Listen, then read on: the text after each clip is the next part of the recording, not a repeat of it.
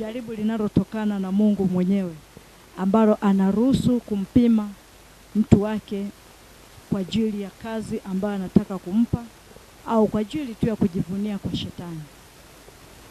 Tutaenda kusoma msingi wa neno. Nimeandaa Luka 4 na ule mstari wa 1 mpaka wa 10.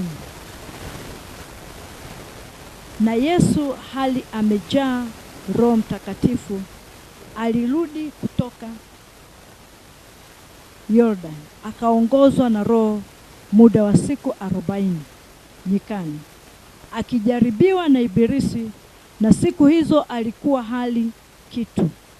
Hata zilipotimia aliona njaa.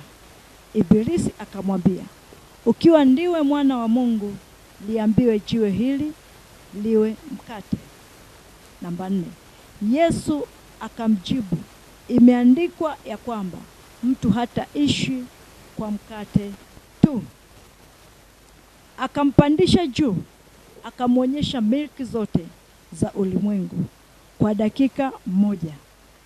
Namba 6. Ibilisi akamwambia, nitakupa wewe enzi hii yote na fahari yake, kwa kuwa imo mikononi mwangu, nami humpa yeyote kama nipendavyo. Basi wewe ukisujudu mbele yangu, yote yatakuwa yako. Yesu akajibu akamwambia, imeandikwa, msujudie Bwana Mungu wako, umwabudu yeye peke yake. Akamwongoza mpaka Yerusalemu, akamweka juu ya kinara cha hekalu, akamwambia, ukiwa ndiwe mwana wa Mungu, jitupe chini, kwa maana imeandikwa, atakuagizia malaika zake wakulinde,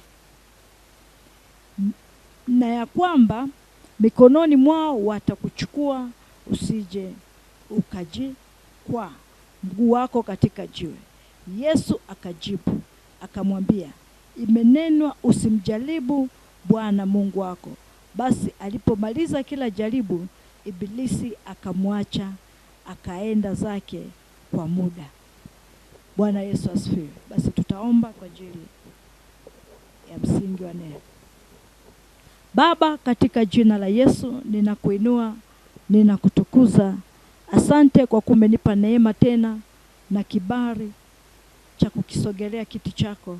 Muda huu na saa, Bwana, sina neno la kuambia watu wako, bali wewe uliyenituma nikapande ile mbegu uliyonikabidhi, nami nimesoma neno lako